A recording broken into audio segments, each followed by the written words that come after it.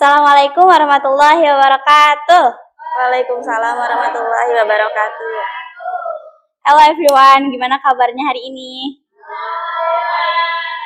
Ibu bagaimana kabarnya hari ini? Saya alhamdulillah. Gimana Anissa? Alhamdulillah. Alhamdulillah. Sigana Anissa mah selalu cerah ya, selalu berbahagia setiap hari. Full senyum. Jadi aku di sini bakal nyampain tentang meraih karir dengan cara Islami. Tentunya teman-teman semua dan ya intinya semua orang di dunia ini pasti punya mimpi atau ya karir, cita-cita. Karena aku sendiri juga punya karir, teman-teman juga pasti punya karir, termasuk ibu juga pasti punya karir kan Bu.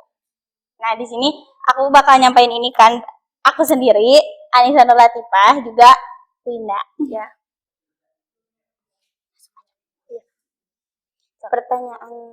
Pertanyaan yang pertama yaitu bagaimana menjadi orang sukses di usia muda menurut Al-Quran? Menjadi orang sukses di usia muda menurut Al-Quran. Nah, setiap manusia ya, kita kan tahu bahwa setiap manusia itu selama kita hidup di dunia ini pasti ingin ya, setiap manusia itu pasti punya keinginan untuk menjadi orang yang sukses. Kita pengen punya kehidupan yang lebih baik, kita juga ingin punya status sosial yang lebih baik ya, apalagi dari orang tua kita. Nah, kita sebagai orang muslim itu, kita punya pedoman hidup yang dinamakan dengan Al-Quran ya, kita tahu ya. Anissa sebagai santri di sini juga pasti sudah banyak menggali, mempelajari ya apa yang kesuksesan yang terkandung di dalam Al-Quran itu seperti apa. Nah, ada beberapa cara untuk menjadi sukses di dalam yang terkandung di dalam Al-Quran itu.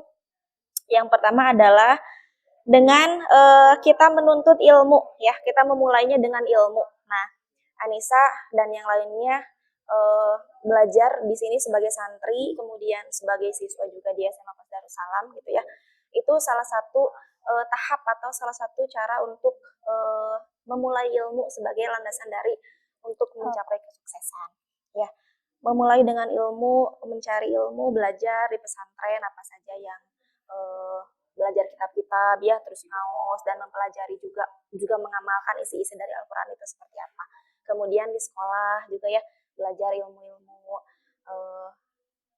eksak ya dan lain sebagainya, itu juga sebagai bekal untuk mencapai kesuksesan di masa depan. Nah, jadi yang pertama itu adalah dengan menambahkan ilmu ya, menuntut ilmu. Terus yang kedua adalah dengan ketika kita ingin sukses, kita itu harus punya niat. Nah, niat untuk kita bisa sukses itu adalah dengan niat kita kepada Allah. Jadi niatkan kita bahwa kita ingin sukses itu untuk apa? Selain untuk sukses di dunia, juga kita ingin sukses di akhirat ya. Makanya ketika kita ulang tahun, kita sering tuh dapat doa ya dari orang-orang yang kepada kita, misalnya selamat ulang tahun ya, semoga sukses dunia dan akhirat. Nah, jadi kesuksesan itu bukan hanya untuk di dunia aja ya, tetapi juga untuk kita di akhirat. Kita juga ingin sukses seperti itu ya. Jadi kita harus niatkan dulu bahwa niat kita itu karena Allah. Terus nah yang ketiga, kita harus berubah dulu dari diri kita sendiri. Kita harus bisa mengubah perilaku-perilaku yang buruk ya. Kita harus bisa memperbaiki diri sesuai dengan agama kita yang seharusnya kita harus lakukan. Kita tidak boleh melakukan hal-hal yang tidak baik. Kemudian juga kita harus memanage waktu dan lain sebagainya. Itu kita dari hal-hal yang kecil kita harus bisa merubah gitu ya. Terus nih Nisa, tahu nggak kira-kira selain yang itu apa aja? Coba berdoa tentunya ya. Soalnya kalau misalnya usaha tanpa doa tuh kayak bukan sia-sia tapi kayak hampa gitu ya. Jadi kita tuh butuh juga, selain kan kita udah ikhtiar gitu, dibantu dengan doa, karena doa juga termasuk kayak curhatnya kita ke Allah gitu, komunikasi kita ke Allah tuh dengan cara doa gitu. Berdoa itu juga sangat penting ya. Nah, juga ketika kita berdoa, kita pengen sukses, kita harus ya niatkan juga bahwa kita suksesnya kita akan seperti apa. Kemudian jangan lupa juga kita meminta doa orang tua ya. Kemudian doa-doa dari orang-orang yang terdekat kita, supaya niat kita untuk mengejar karir, niat kita untuk sukses, niat kita untuk punya cita-cita itu bisa terlaksana suatu hari nanti ya gitu. Nah, selain berdoa nih, kira-kira apa aja lagi nih kiat-kiat kita untuk bisa menjadi orang sukses menurut Al-Quran? Bersyukur. Ya, Salah satunya itu bersyukur, karena kita tuh harus mensyukuri apa yang diberikan oleh Allah, meskipun itu sedikit atau gimana, kita terus bersyukur, karena kalau misalnya kita bersyukur itu tuh sama Allah tuh malah bakal dikasih azab gitu, azab yang pedih. Jadi kita harus bersyukur dengan apa yang kita miliki ya. Kadang ketika kita hidup ya, kadang kita suka ngeluh nih sama kehidupan kita sekarang ya. Kok gini sih, kok seperti ini sih, kok orang lain mah seperti ini gitu ya. Sering kan kita ngeluh ya dalam kehidupan sehari-hari. Padahal sebenarnya kehidupan yang kita keluhkan hari ini bisa jadi dan mungkin kehidupan yang orang lain inginkan gitu ya. Jadi kita memang harus selalu bersyukur dari hal-hal yang kecil, dari hal apapun itu gitu ya. Nah, tadi ya Nisa ada berdoa, kemudian bersyukur juga. Setelah itu ada yang lainnya, yaitu kita juga harus sedekah. Ya Nisa ya? Ya. Kita harus sedekah. Kira-kira sedekah seperti apa sih yang harus kita lakukan? Ya dari hal-hal yang kecil aja dulu, kayak ngeslengnya gitu. Apa kalau misalnya ada yang kayak fakir, maaf ya, maksudnya kayak fakir miskin atau gimana, ya kita saling memberi aja gitu. Karena ya kita harus bersedekah juga. Tidak harus kita menunggu kaya ya untuk kita bersedekah. Sedekah itu banyak ya, tidak hanya dengan uang, tetapi dengan kita memberikan bantuan, tenaga, kita sudah bisa bersedekah kepada orang lain. Bahkan kita senyum pun kita sudah bersedekah kepada orang lain. Ya Nis. Nah, terus Nis, yang selanjutnya adalah jangan menuruti hawa nafsu. Ya. Jangan menuruti hawa nafsu, karena sukses untuk setiap orang itu pasti kita banyak kendala ya untuk kita untuk kita bisa menggapai kesuksesan itu, baik cita-cita, karir, dan lain sebagainya yang berhubungan dengan kesuksesan itu. Salah satunya adalah kita harus bisa menahan hawa nafsu. Salah satunya kita nggak boleh boros ya. Nah, kalau dalam hal keuangan ya kan kita harus nabung, harus bisa memilih hal yang boleh dibeli atau yang enggak gitu ya. Ya harus bisa prioritas. Terus kalau misalnya ya sekarang kan kalau zaman ya sampai sekarang juga ada ya, kita pengen jadi PNS nih, atau kita pengen punya pekerjaan yang posisinya bagus atau layak di perusahaan atau misalnya di sebuah instansi. Nah, kita tidak boleh melakukan hal-hal yang tidak baik. Contohnya kita dengan menyuap misalnya gitu, korupsi ya. Terus kita bayar orang supaya orang bisa memasukkan kita di posisi yang kita inginkan. Nah, itu tidak baik ya. Itu haram, itu tidak boleh. Jadi kita tidak boleh melakukan hal-hal yang seperti itulah untuk kita bisa menggapai kesuksesan kita atau keinginan yang ingin kita gapai seperti itu ya. Nah, jadi kalau bagaimana cara mempertahankan sikap istiqomah dalam menggapai cita-cita? Nah, istiqomah itu susah gitu. Ya, gimana sih cara untuk menjaga konsisten ya, menjaga istiqomah untuk menggapai cita-cita? Banyak cara ya. Sebenarnya seharusnya yang paling utama itu adalah dari dalam diri kita sendiri ya, dari dalam diri kita sendiri, karena segimanapun orang menasehati kita untuk kita harus istiqomah, kita harus konsisten. Kalau dalam diri kita sendiri aja kita nggak bisa ya, tidak bisa konsisten, tidak bisa istiqomah, sulit. Jadi memang kita harus dari dalam diri kita sendiri bahwa kita harus konsisten. Salah satunya adalah dengan konsisten menjalankan kewajiban. Kita, Anissa nih sebagai santri, kira-kira kewajibannya apa sih? Kewajiban aku salah satunya kalau di sekolah tuh belajar kan. Kalau misalnya di pesantren, lagi di asrama, aku tuh wajib ngaji jamaah, ya harus berjamaah, harus ngaji. Karena itu tuh ya udah jadi kewajiban aku sebagai pelajar gitu, seorang remaja sekarang gitu. Kalau kewajibannya ibu sebagai ibu rumah tangga dan juga guru. Banyak ya. Konsistensi sebagai ibu rumah tangga ya mungkin sama seperti yang lain ya. Apalagi sebagai perempuan sebagai bekerja atau berkarir atau sebagai ibu rumah tangga itu sama-sama punya kelelahan ya. Jadi semuanya sama, tidak bisa dibandingkan. Oh ini mah bekerja pasti lebih capek. Oh ini mah jadi IRT aja di rumah lebih nyantai. Enggak seperti itu ya. Jadi seorang perempuan itu baik itu sebagai istri, baik itu single, belum menikah, atau baik itu sudah punya anak, ataupun belum, atau dia bekerja juga, ataupun tidak bekerja, dalam arti dia hanya sebagai ibu rumah tangga di rumah ya, tetap aja semuanya punya porsi lelahnya masing-masing gitu ya. Nah, bagaimana cara konsistensinya? Bagaimana kita bisa menjaga kewarasan kalau dalam bahasa sekarang ya? Kalau kita ibu yang misalnya sebagai pegawai atau orang yang bekerja, ya konsistensinya adalah disiplin ya, disiplin waktu. Kita harus bisa tepat waktu misalnya ke sekolah, terus juga harus bisa konsisten dengan kewajiban kita. Apa sih yang harus kita kerjakan? Ya harus kita kerjakan, harus kita dahulukan seperti itu ya. Di rumah juga sama seperti itu. Jadi kita harus bisa memanage waktu untuk bisa mengerjakan semuanya, karena menjadi ibu rumah tangga itu sebenarnya sulit. Banyak sekali ya, banyak sekali pekerjaan yang kita kerjakan yang sebenarnya tidak ada bekasnya. Jadi kalau misalnya ibu kan belum punya anak ya, tapi banyaklah di sekitar ibu ya yang sudah punya anak dan hanya di rumah gitu ya, tidak berkarir di luar, dalam arti hanya menjadi ibu rumah tangga aja. Setiap hari itu ya dari pagi, dari subuh sampai ke malam lagi gitu ya, banyak pekerjaan.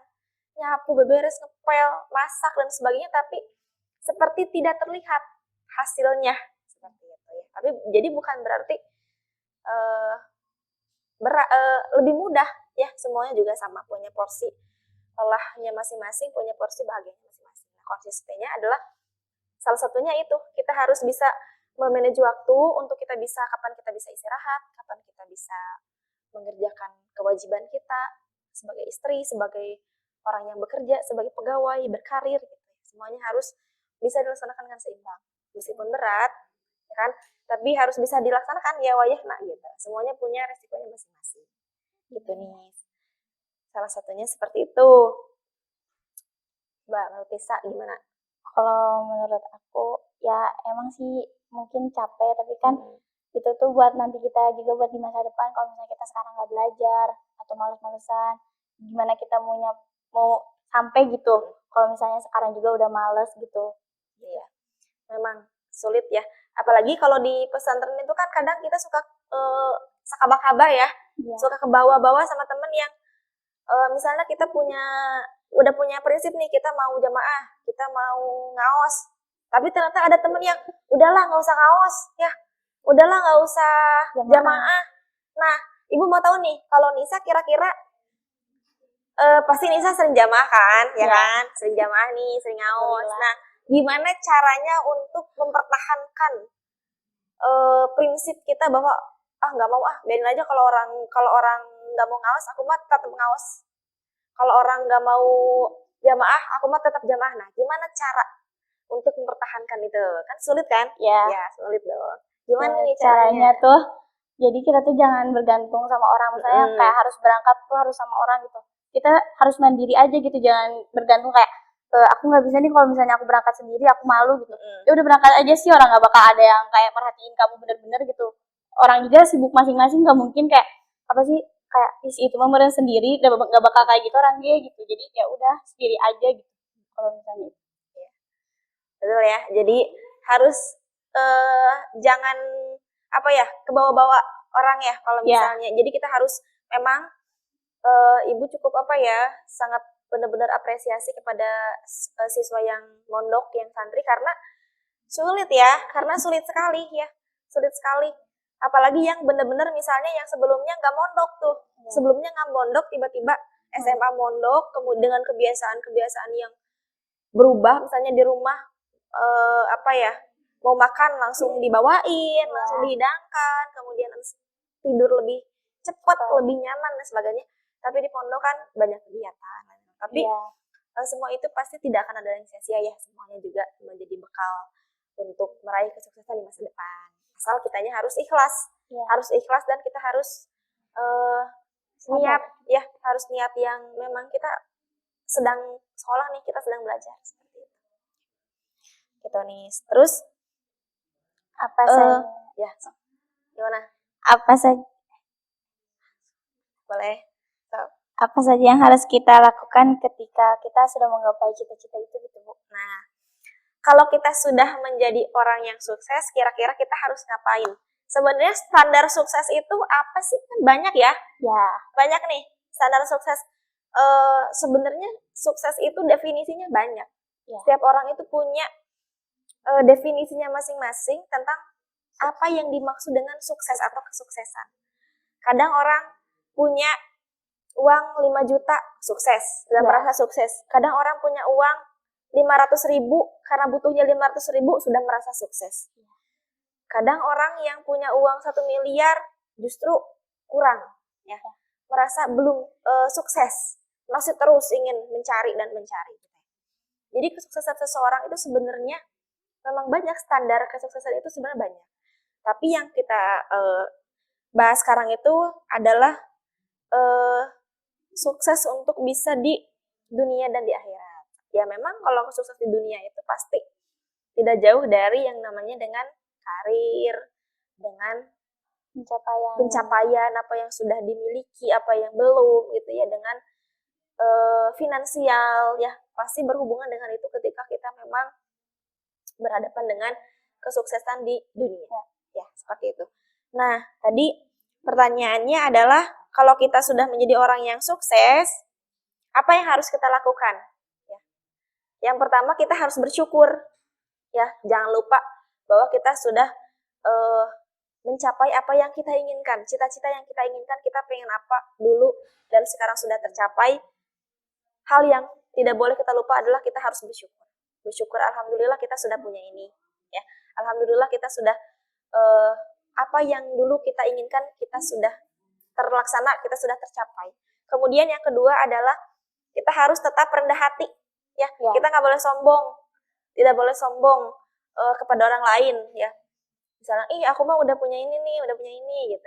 Nah, itu tidak boleh kita kita obrolkan. Kemudian ya tidak boleh kita sombongkan. Bahkan kadang kesombongan yang cuman dalam hati aja, meskipun itu bukan terucap ya, atau bukan kita pamerkan di media sosial, atau bukan kita bahas pun, itu sudah tidak baik dalam hati gitu ya. Dalam hati ada rasa sedikit kesombongan dalam dari diri hati, di hati kita aja, kita sudah nggak boleh, kita sudah nggak baik, apalagi yang kita ucapkan atau kita sengaja kita pamerkan kita kasih tahu ke orang lain di media sosial misalnya, tadi gimana, itu nggak boleh. Terus yang ketiga adalah kita harus memanage yang kita miliki ya. Misalnya dulu kita pengen beli nih, kita udah punya. Kita pengen punya tabungan sebanyak ini, misalnya kita udah punya. Nah, bagaimana caranya ketika kita udah sukses, kita harus memanage finansial, memanage keuangan. Tetap ya, kita harus terus nabung, kita harus tetap memilih apa yang primer, apa yang sekunder, apa yang tidak boleh, apa yang boleh untuk kita beli, untuk kita gunakan gitu ya. Terus selain itu juga kita harus tetap ngerti siapa kira-kira? Ya, jangan boros-boros aja gitu. Gimana kalau misalnya kayak yang kita butuhin dulu, kan kalau misalnya udah kepenuhin semua, nah baru kita yang kita butuhi, baru yang kita inginkan gitu. Iya. Tapi kalau yang kita inginkan juga jangan terlalu berlebihan gitu, ada batasnya juga, karena ya kalau boros-boros juga emang gak baik kan. Betul ya. Terus selain itu juga jangan lupa ya, kita harus bisa bersedekah ya. Bersedekah, kita harus bisa membantu orang-orang di sekeliling kita, apalagi keluarga kita ya, ketika kita sudah, sebenarnya meskipun kita belum sukses juga kita harus membantu ya. Kalau kita bisa, kita harus membantu. Kita sedekah juga harus ya, meskipun kita belum jadi orang besar misalnya, atau jadi orang sukses, kita harus tetap dari hal yang kita miliki aja, segimana kan. Karena sedekah itu juga bukan hanya tentang pakai uang ya. Kita misalnya membantu pakai tenaga, pakai waktu pun itu sudah termasuk sedekah kepada orang lain, atau apalagi kepada keluarga kita yang paling utama gitu ya. Gitu. Oke, apalagi nih? Apa saja faktor penghambat kesuksesan, Bu? Pasti kan ya adalah gitu, karena kita ngelakuin ini, jadi suksesnya kita tuh tertunda gitu. Sukses apa ya? Faktor yang bisa menyebab tertundanya kesuksesan banyak ya. Yang paling utama ya dalam diri sendiri juga ya. Karena yang paling utama memang dari diri kita sendiri. Salah satunya adalah kita terlalu sering menunda-nunda pekerjaan atau kewajiban yang seharusnya kita lakukan tapi kita tunda-tunda sampai akhirnya itu menjadi sebuah kebiasaan yang sebenarnya nggak boleh kita lakukan. Misalnya ya Anissa sebagai siswa nih, PR yang misalnya dikumpulinnya harusnya besok nih PR-nya, tapi ternyata malamnya belum dikerjain, kemudian subuhnya juga belum dikerjain, ya kan? Sering ya kayak gitu. Terus akhirnya pas bagian dikumpulin ternyata belum selesai. Nah, karena merasa bahwa biasa aja, nah akhirnya nanti lama-kelamaan akan terbiasa menunda-nunda hal pekerjaan atau kewajiban yang seharusnya kita cepat selesaikan. Itu kebiasaan menunda-nunda pekerjaan. Terus kurang disiplin, ya, kurang disiplin waktu, memanage waktu, disiplin diri kita ya, untuk bisa misalnya ke sekolah harusnya jam 7, datangnya jam 8, gitu ya. Terus udah di sekolah bagian tugas tidur misalnya di kelas dan lain sebagainya, banyak ya, atau di asrama seperti itu pun banyak ya. Itu salah satunya itu dengan tadi tidak disiplin, kurangnya disiplin, sikap disiplin kita terhadap sesuatu gitu. Terus takut akan kegagalan.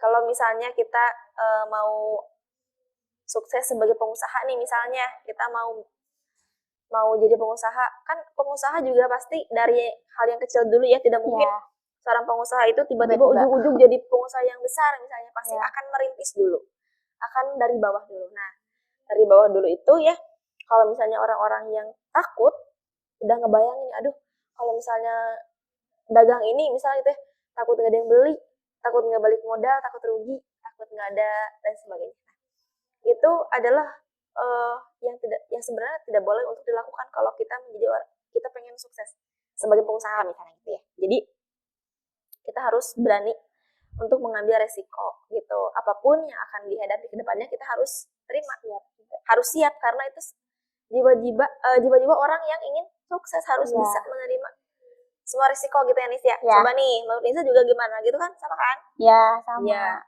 Ya salah satunya juga mencoba hal baru gitu. Kalau misalnya kita nggak coba dulu gitu kan, kita nggak tahu ya bakal gimana. Emang kita nggak tahu sih, emang iya. Tapi setidaknya kita harus mencoba gitu. Jangan kayak janganlah takut gini.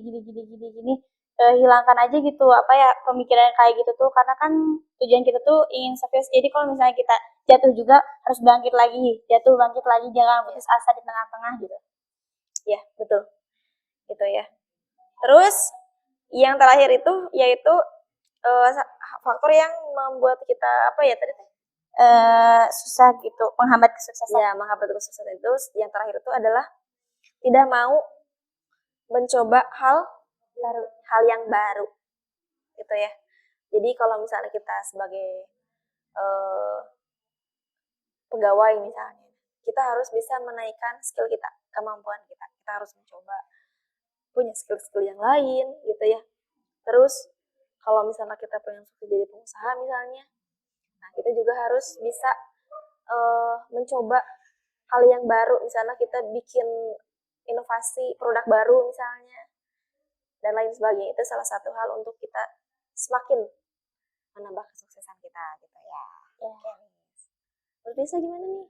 Kalau di aku mungkin malas mengupgrade kemampuan diri kita sendiri. Jadi kayak termasuk malu gitu ya, kayaknya malu sih. Tapi ya maksudnya setidaknya kita harus beranilah itu untuk, karena misalnya kita mempunyai kemampuan, kita harus berani untuk tunjukin, siapa tahu itu tuh bisa jadi apa ya kayak itunya apa ya, biar sukses gitu. Salah satu caranya misalnya gitu buat sukses gitu. Misalnya kita bisa nyanyi gitu, kita harus berani gitu buat nyanyi, misalnya disuruh ini itu maksudnya disuruh ini tuh kayak nyanyi di sini, nyanyi di situ, harus mau gitu, coba aja. Barangkali kita suksesnya di situ, di bidang itu gitu kan, kita nggak tahu gitu suksesnya. sukses juga kan emang bisa di bidang apa-apa aja. Iya, karena definisi sukses itu emang sebenarnya banyak ya, banyak. Bukan hanya tentang menjadi apa, pekerjaan menjadi apa, karena sukses itu tergantung bagaimana kita mensyukuri apa yang kita miliki hari ini. Ya. Mungkin itu saja ya Nis, yang akan kita bahas ya. Semoga bisa jadi orang yang sukses ya. Amin, Ibu juga. Terima kasih. Sekian dari kita. Sampai jumpa di Ramadan berikutnya. Ya, terima kasih. Assalamualaikum warahmatullahi wabarakatuh.